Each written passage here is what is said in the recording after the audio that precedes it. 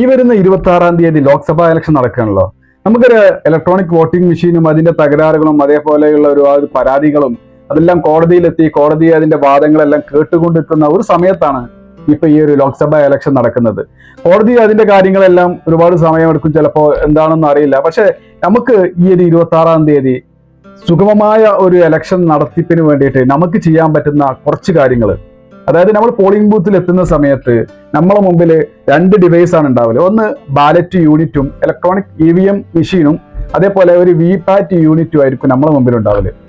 ഞാൻ 2 ഡിവൈസ് ഉണ്ട് എന്ന് പറഞ്ഞു. ഈ ഒരു ഡിവൈസ് ഇലക്ട്രോണിക് വോട്ടിംഗ് മെഷീന്, ഈ ഒരു മെഷീനിലായിരിക്കും ഇപ്രാവശ്യം മത്സരിക്കുന്ന എല്ലാ സ്ഥാനാർത്ഥികളുടെയും പേരും അവരുടെ ചിഹ്നവും എല്ലാം ഉണ്ടായിരിക്കല്.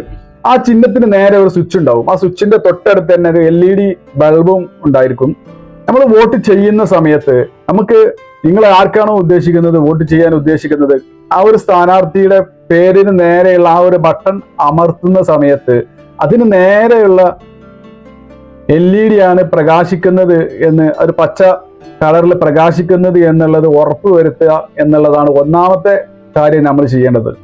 നമ്മൾ ഏത് സ്ഥാനാർത്ഥിക്കാണോ വോട്ട് ചെയ്യുന്നത് ആ സ്ഥാനാർത്ഥിയുടെ പേരിന് നേരെയുള്ള LED ബൾബാണ് പ്രകാശിക്കുന്നത്, LED ആണ് കത്തുന്നത് എന്നുള്ളത് ഉറപ്പ് വരുത്തണം.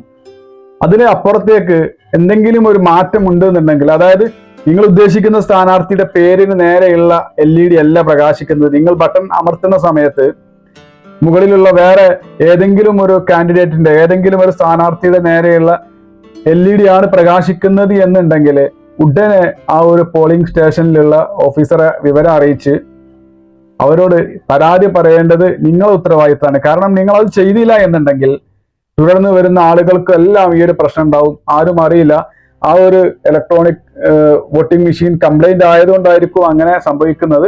രണ്ടാമതായിട്ട് ഒരു കാര്യം കൂടി പ്രത്യേകം ശ്രദ്ധിക്കണം. നമ്മൾ ഉദ്ദേശിക്കുന്ന സ്ഥാനാർത്ഥിയുടെ പേരിന് നേരെയുള്ള ബട്ടണിൽ നമ്മൾ വിരൽ അമർത്തി നമ്മൾ ഉദ്ദേശിച്ച അതേ സ്ഥാനാർത്ഥിയുടെ പേരിന് നേരെയുള്ള LED തന്നെ പ്രകാശിക്കുകയും ചെയ്തു. പക്ഷെ തീർന്നിട്ടില്ല. ഉടനെ തൊട്ടടുത്ത ഒരു VPAT യൂണിറ്റ് ഉണ്ടാവും. ഞാൻ നേരത്തെ പറഞ്ഞല്ലോ VPAT യൂണിറ്റ്. ആ ഒരു VPAT യൂണിറ്റിൽ നിങ്ങൾ ആർക്കാണോ വോട്ട് ചെയ്തത് ആ ഒരു ചിഹ്നം ആ ഒരു VPAT യൂണിറ്റിൽ പ്രിന്റ് ചെയ്തിട്ട് താഴേക്ക് വന്ന് വീഴും. ഒരു 7 സെക്കൻഡേ ഉണ്ടാവുള്ളൂ. ആ 7 സെക്കൻഡ് ആ ഒരു VPAT യൂണിറ്റിൽ നിങ്ങൾ ചെയ്ത ആ വോട്ട് ആർക്കാണോ ആ സ്ഥാനാർത്ഥിയുടെ ആ ചിഹ്നം ഉണ്ടല്ലോ, ആ തെരഞ്ഞെടുപ്പ് ചിഹ്നം കുറച്ച് സമയത്തേക്ക്, ഒരു 7 സെക്കൻഡ് സമയത്തേക്ക് അവിടെ ഡിസ്പ്ലേ ചെയ്യും. അതും നിങ്ങൾ ചെയ്ത അതേ ചിഹ്നം തന്നെ ആണ് എന്നുള്ളത് ഉറപ്പുവരുത്തേണ്ടത് വളരെ അത്യാവശ്യമാണ്. കാരണം അങ്ങനെയും ഒരു കംപ്ലൈന്റ് പല സ്ഥലങ്ങളിൽ നിന്ന് റിപ്പോർട്ട് ചെയ്തിട്ടുണ്ട്. നമ്മൾ ഉദ്ദേശിച്ച സ്ഥാനാർത്ഥിയുടെ ചിഹ്നമല്ല ആ ഒരു VPATിലേക്ക് വീഴുന്നത് എന്നുള്ള. അപ്പൊ ആ 2 കാര്യങ്ങളാണ് പ്രത്യേകമായിട്ട് ശ്രദ്ധിക്കുന്നത്. ഇനി നമുക്ക് കുറച്ച് വോട്ട് ചെയ്യുന്നതിന്റെ സാമ്പിൾ നോക്കാം. ഇപ്പോ ഏറ്റവും മുകളിലുള്ള ഒരു ഫസ്റ്റ് വോട്ട് ചെയ്യാണ്, അതാണ് സ്ഥാനാർത്ഥിയുടെ പേര്. ഓക്കെ, അതിന് നേരെയുള്ള ലൈറ്റ് തന്നെ തെളിഞ്ഞിട്ടുണ്ട്. VPATിലും അതേ സ്ഥാനാർത്ഥിയുടെ ചിഹ്നവും ആ പേരുമാണ് ഡിസ്പ്ലേ ചെയ്തിട്ടുള്ളത്.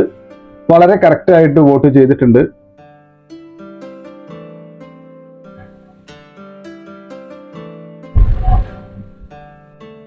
രണ്ടാമത്തെ വോട്ടർക്കുള്ള ബാലറ്റ് റെഡി ആയിട്ടുണ്ട്. രണ്ടാമത്തെ വോട്ട് ഒരു മോക്ക് വോട്ട് കൂടി ചെയ്യാണ്. സെയിം ചിഹ്നം തന്നെയാണ് VPATിലും തെളിഞ്ഞിട്ടുള്ളത്.